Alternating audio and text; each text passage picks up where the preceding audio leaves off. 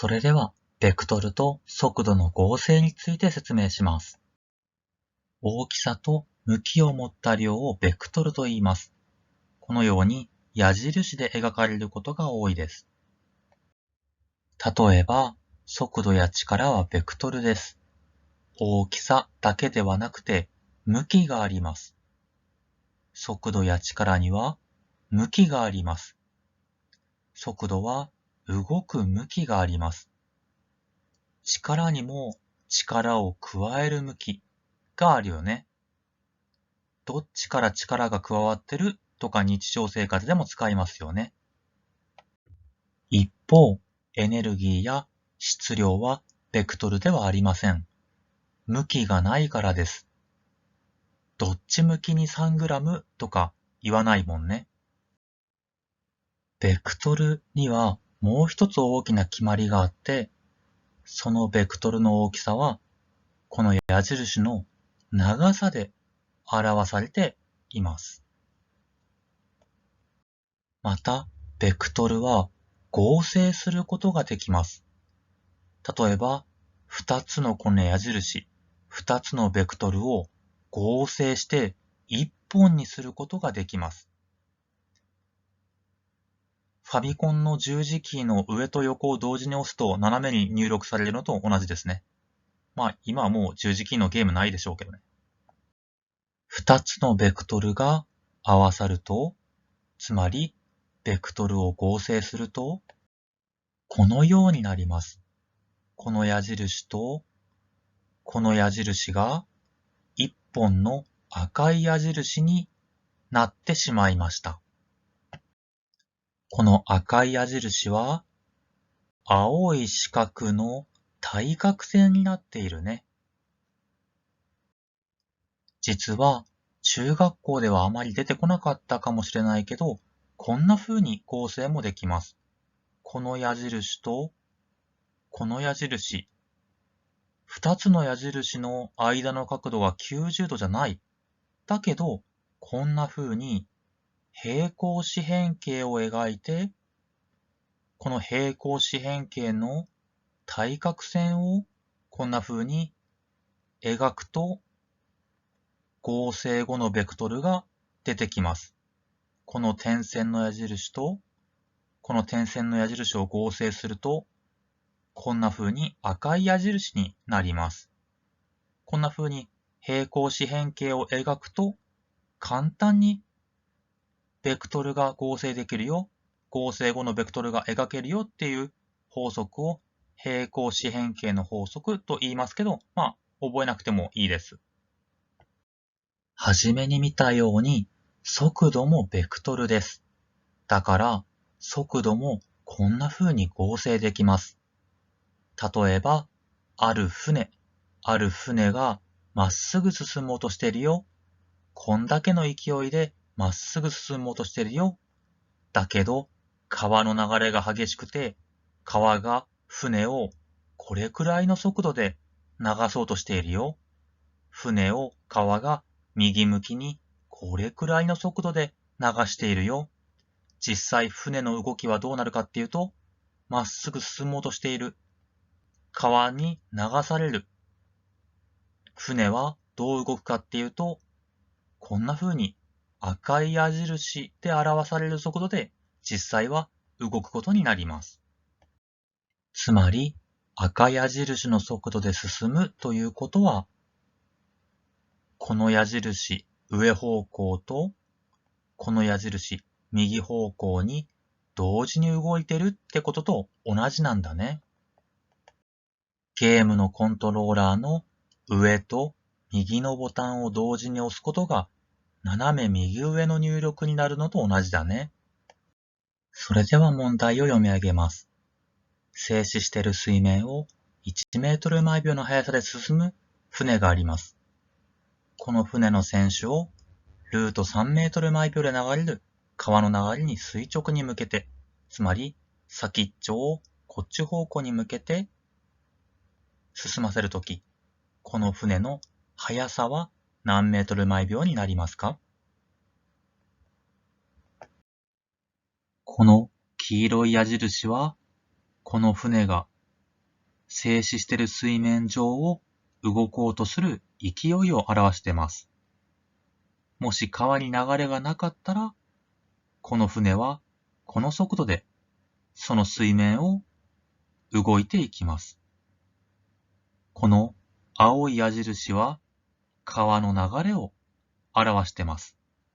川の流れる速さ、その大きさがこの青い矢印の大きさです。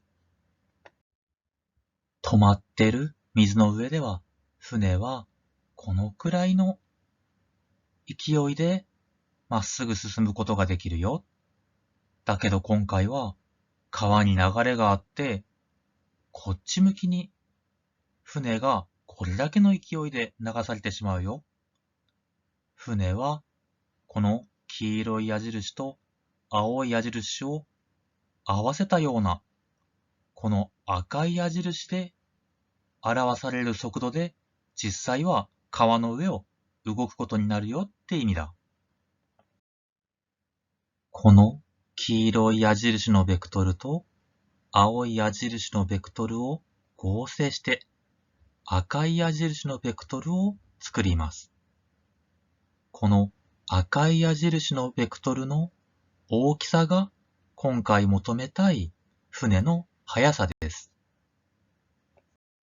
赤い矢印の長さ、定規で測るのかなって思うかもしれないけど、でも、この三角形をよく見て、この三角形、ここの長さが1、ね、船がこっち向きに動こうとする勢いが1、ここの速度の大きさが1、ここの矢印の大きさが1、そして、ここの矢印の大きさがルート3、こっからここまでの長さがルート3、これ、そしてここが直角。これはみんなが小学校から使ってる三角定規の直角三角形だね。1対2対ルート3。つまり、この赤い線の長さは2。答えは2メートル毎秒となるわけです。なんだか不思議だね。みんな今まで速さを求めなさいって言われたら、基本的には計算で速さを出してきた。人が歩く速さ、車が走る速さ。ね、計算だけで求めてきた。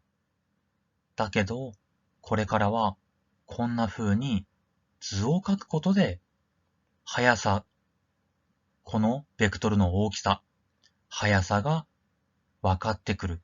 そんな問題が多くなってくるんだ。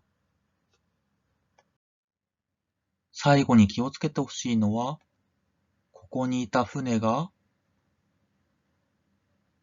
斜めに動いて、1秒で2メートル斜めに動いて、ここに来るわけですが、これ斜めに動いたからといって、上方向に進む勢いが減っちゃったわけではありません。こことここ見比べてほしいんだけど、もしこの船が1秒で2メートル、こんな風に進むとすると、この船は上方向に1メートル分ちゃんと進んでることになりますね。ちゃんとこの船は上方向に1メートル分進んでることになります。だから、斜めにこの船が動くからといって、上に進もうとする勢いが減っちゃったわけではないんですね。そこに川の流れる勢いが足し合わされた結果、斜めに動くことになるわけです。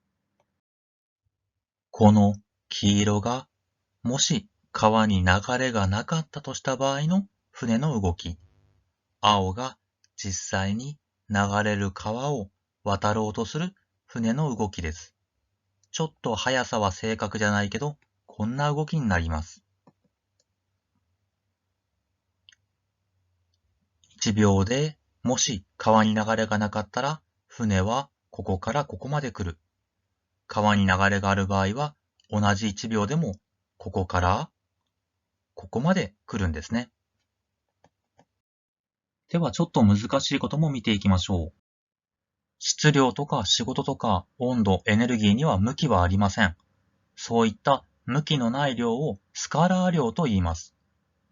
これは方向を持つベクトルとは違って座標軸の取り方で値が変わることはありません。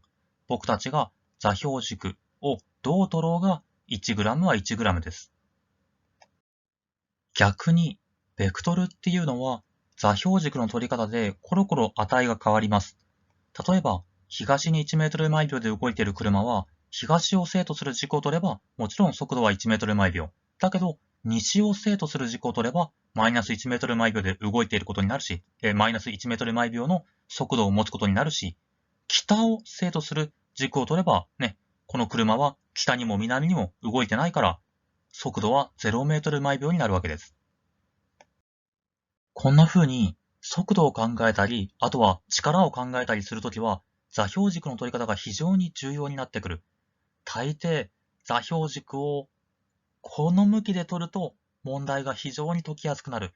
計算が非常に楽になるっていう座標軸の取り方が問題によってある程度はね、決まってるから、自分で問題を解いて丸付けするときに、この解説は座標軸をどう取ってるのかなってところまで気をつけて勉強すると良いです。